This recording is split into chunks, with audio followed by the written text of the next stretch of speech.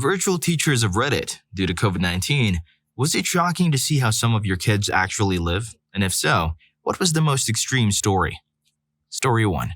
I had a student in my class last year who we were all aware had a rough home life. The poor kiddo struggled big time with his mental health and behaviors and self-esteem.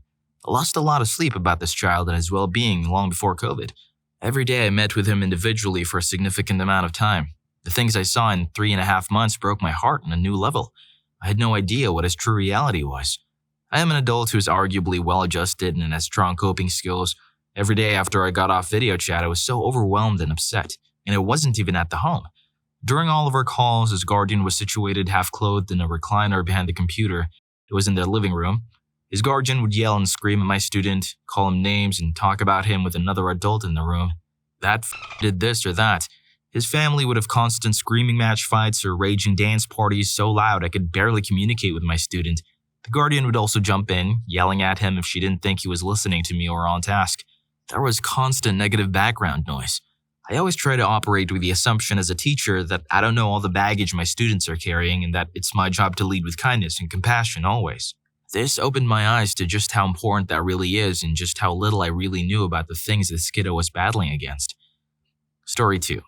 Not a teacher, but I work in child safety. So many teachers and schools are insisting on kids being at desks, wearing non-pajamas, and having a quiet environment. Too bad so many of the kids we work with live in houses where they may share a bedroom with 3 siblings or more. There the idea of quiet time is impossible due to living with a baby, an elderly family member, or just a bunch of other kids also doing school from home. Most kids don't have a desk at home. A large portion of kids don't have somewhere all their own except their beds, and some don't even have that. And schools will still give them crap about that. One of the schools we worked with considered it a really good day when 30% of the kids showed up. Story 3. I've done virtual since March and did it over the summer for summer school. Yes, but the most shocking moment, I saw a mom in a thong. It took me a second to realize I was seeing the backside of this unsuspecting middle-aged woman.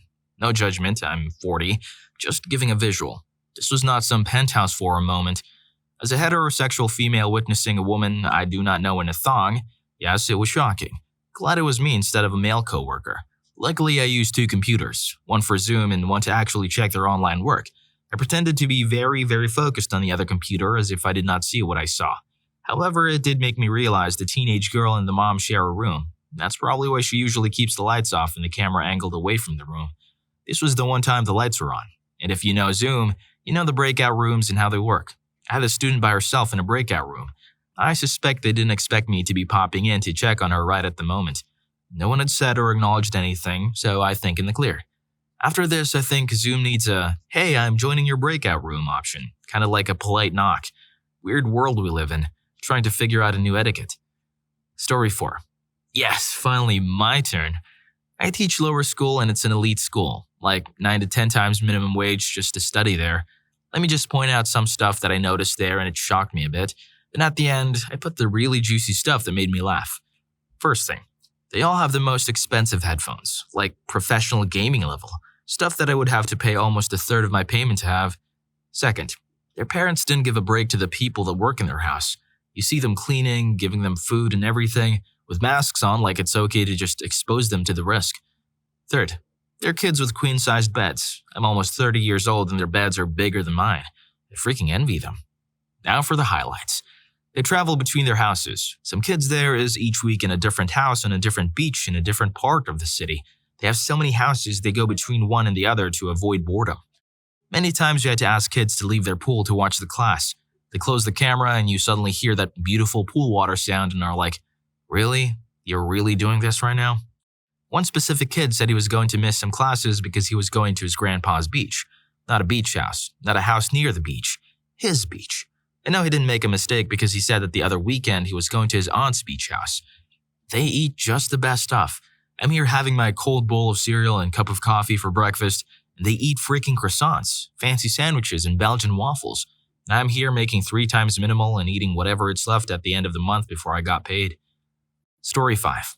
I thought I'd share a couple of little funny moments to lighten the thread. Wow. The first was a new kid the student was very excited to show me. They proceeded to climb up onto a tall bookshelf and desk thing in the background while we were talking, before gracefully losing its footing, falling from the top of the bookcase, taking out a lamp while a flourish of papers fell about the room. It scared the crap out of both of us, but it was great. The second one was having the father of a student burst into the room shirtless during a one-on-one, asking what the student was doing on her laptop, weekend classes. "What are you doing on your computer, Jane? It's family time, Jane. We're all waiting for you so we can start a movie. Stop talking to your friends now." He then leaned into the camera and looked right at me. "Bye, Jane's friend. Jane has to go now. Say goodbye, Jane's friend." She was so embarrassed she could barely speak, and I was laughing so hard I struggled to as well. "Sir, I'm Jane's teacher. This is the class that you paid for?" Names have been changed to protect the innocent. Story 6. The environment. House or apartment or trailer itself, furniture, level of cleanliness, clutter, crowdedness was not shocking. Pretty much what I expected based on what I know about my students. It wasn't a great environment for some and was excellent for others. We have a lot of kids in poverty in my school, but also a lot of kids who have very wealthy parents. So some of my students were definitely shocked by their classmates' homes. Lots of kids showing up in PJs, lots of siblings and parents in the background, and lots of noise. I get it. It's tough to have multiple kids at home and try to work from home. I just wish the parents had helped their kids follow our class expectations more. And if siblings were in the background, they had followed them as well. We wanted them fully clothed and saw far too many boys in just their pajama bottoms. We wanted them to be in the best spot for learning in their house and had many parked in front of a TV that was on. We wanted them to wear their headphones. The school provided ones for kids that didn't have any. Story 7. I don't like online teaching. I think it's generally ineffective. However, some of my highlights are being able to see some of my former students again who are siblings of my current students. Being able to praise them during these times, show concern for them, and inquire about their well-being, etc. It has been great to see them again. I also really enjoy when younger siblings show up on the call and just kind of passively sit there until I say something along the lines of, "Hello, student's little brother or sister. Are you here to learn with us today?" And sometimes they're interested and sit down, and other times they wander off. I've already found out one of those siblings will be in my class next year, so it's kind of neat to have a rapport with them already. In regards to how the kids live, I have one student in particular who lives in such a fancy apartment, I'm unsure if she does the classes in a room or her parents. She's tiny, super small, and she's got what appears to be a queen-sized canopy bed behind her and a piano beside it. Quite a stark difference in comparison to some of her classmates. Story 8. I work as a sort of guidance counselor at a middle school. I expected some of my more troubled students to have home issues, and I was not surprised in the least when I saw their homes in various states of disarray. The one that caught me most off guard was my biggest problem student. We've had multiple conflicts with his mother regarding how we care for their child, how we need to handle his education, and how to discipline him when he got into trouble, which was overwhelmingly frequent. We didn't even have a way to contact his father when we couldn't make contact with his mother. His parents are divorced. So when I managed to connect with him on video chat, I was prepared for the worst, or at least the same level I had seen in other students, only to see a perfectly normal, clean, well-organized, and fairly large home. At a glance, you would never expect him to be having any problems at home whatsoever, until you understood how controlling and aggressive his mom was when she wanted something. It completely changed how I viewed him. I could never get him to talk about his home life, so I chalked it up to him not living in a great environment and not wanting to talk about it. After seeing his home and speaking with him and his mother together for the very first time, though, I realized that his mother just absolutely spoiled the crap out of him, to the point where he didn't understand the meaning of effort. Thinking back on all the conflicts we've had with his mother prior to that, I realized that everything she wanted was basically to keep coddling him, even if it was against his own best interests as a struggling student. It blew me away. One of my biggest headaches for this poor student's entire middle school career was basically because his mom wouldn't accept that her son wasn't perfect and desperately needed extra help. It also helped explain why he acted out so frequently. He wasn't getting nearly the amount of attention that he got at home, and it probably made him uncomfortable. Pretty much the exact opposite of why attention-seeking behavior usually happens in students. Story 9. I'm kind of shocked hearing about all the virtual classrooms because my younger two kids as teachers, 5th grade and 1st grade, basically just sent assignments for the kids to do. In May, my 7-year-old's teacher started doing hour-long video calls on Friday for show and tell, connecting and reached out via Classroom Dojo to make sure the kids were okay and didn't need any help. I don't have a laptop, so he could only interact if I used my phone, but all the actual schoolwork was in a binder that was sent home in March, which, in my opinion, was okay for a 1st grader. No hate, I like his teacher, and in June she even came to our house to give my son a refurbished iPad to use. My 10-year-old son, however, was in a co-teach classroom. He has ADHD and ODD and never had any instructions via video. They constantly sent new assignments via Classroom Dojo and finally allowed us to pick up their school tablets at the end of April for them to have something to use for online learning, which for us was great because he only has a Kindle. But there were still no video interactions from the teachers. It was nothing but endless texts of assignments being sent our way. I asked for help a few times, but was always instructed to read the paperwork they sent home. I was so frustrated and confused that I eventually gave up. I'm not proud of that fact by any means, but it made distance learning a nightmare for me. I was trying to help all 3 of my kids, all at different grade levels. It's been a very long time since I studied 5th grade social studies or high school geometry. My first grader was easy, but it still added to the chaos. I'm in New York and still am unsure as to what to expect for September. All I know is that I hope distance learning is a little more scheduled. I know this is a new experience for everyone, but for the love of God, I don't have it in me to teach 3rd grade levels at once. Story 10. Student here. Half the class never turned the camera on. 1/4 of the class was serious about their appearance. The other quarter and some of the no-camera group were chill about it and always up for some cameos or funny stuff to do while the teacher was giving their lesson.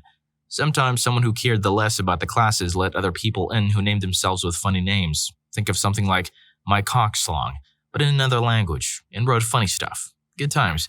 I can say something about how the teachers live, though. Some of them live in houses that totally represent their personality. Like our history and philosophy teacher, who has more encyclopedic knowledge rather than a teacher's one always streamed from her big library room full of old books that she probably inherited by relatives during her lifetime. Story 11. Friend is a teacher in a small, poor rural town. She was surprised that a couple of normally good students didn't participate in the Zoom classes. She called them and found out that they were too embarrassed about their homes. The shop teacher made backdrops for each student so they'd all have the same. No one stood out. She also noticed some kids were in a car in town. Turns out they didn't have internet, so their parents would park outside the library or a local bar to jump on their Wi-Fi. The school then made sure each kid had internet at home. The benefit of a small school district is it can provide those things without much red tape or expense. Even though my friend has been teaching in the town for 30 years, she had no idea how some of the students lived. They hid it from classmates and teachers. Story 12. My sweet, quiet auntie teaches grade 1 and the switch to online has been very challenging. She told me about how getting a webcam view into a child's home life really highlights the poverty and broken home lives some of their students are living in, and it just breaks your heart.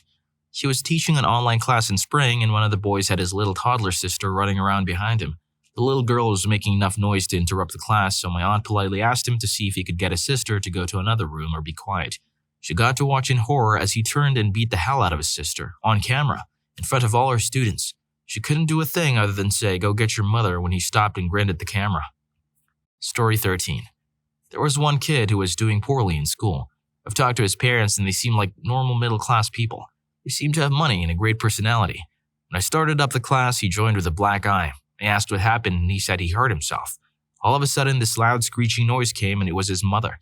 Except it wasn't the person I saw in the meeting. The person in the meeting was the kid's sister, and the dad was her boyfriend. The mom was very obnoxious and she was constantly yelling at the kid. When the kid broke down in tears, she walked over to him and smacked his face with a belt. I had to call the police and the kid is living with his sister now. Story 14. I teach 2nd grade. In 3 days of virtual teaching I've had, one mom tries and helps her son with a call in her underwear.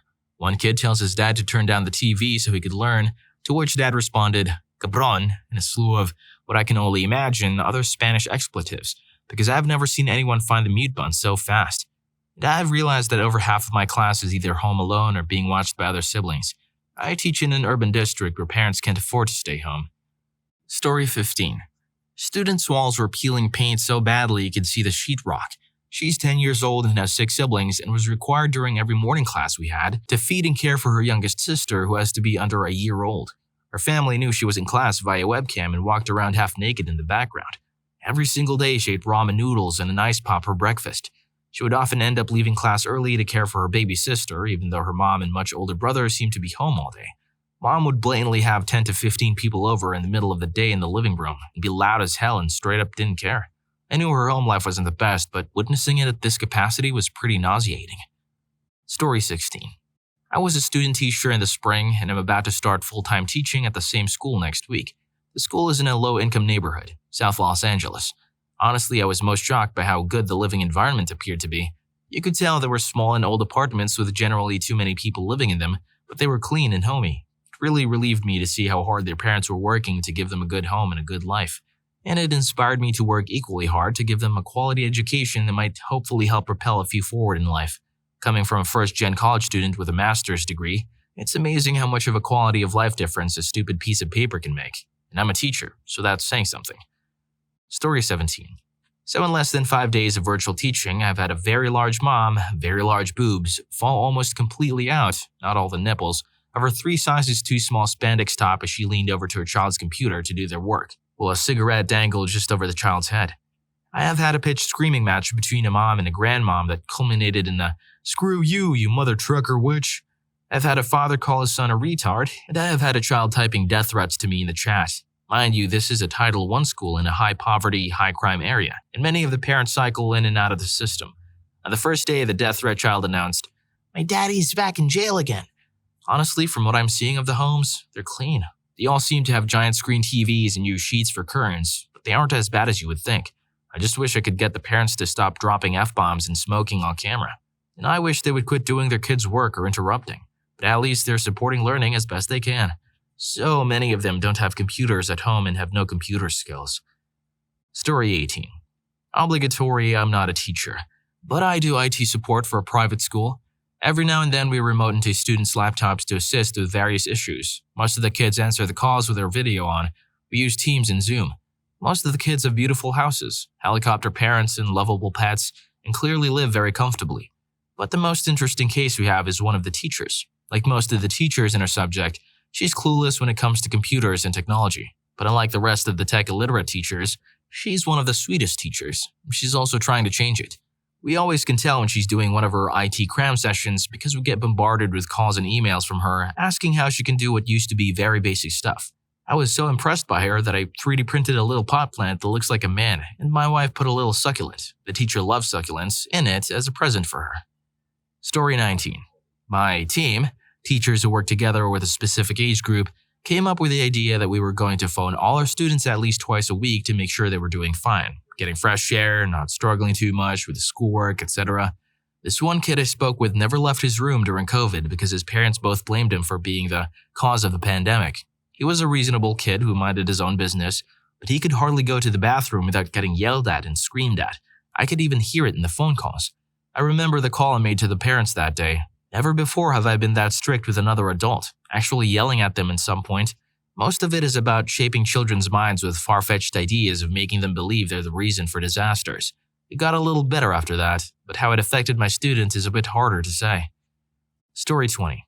Mother of students, F10, M5, who really loved and did so well with virtual learning. Just wanted to throw a huge thank you to all the extra effort teachers are making. Like your job isn't involved enough already. You're all awesome. Our teachers didn't mind if our place was a bit of a mess, we live in a farm, or if kids had to swap or share, etc. One PC household. A bunch of YouTube videos for PE teaching dance moves was absolute gold, as were yoga by Zoom classes. Our local teachers all seem to live in fairly regular, middle-class kinds of places, all clean. We're all well-presented and professional. More than I can say for myself most days. Cows don't care what I look like.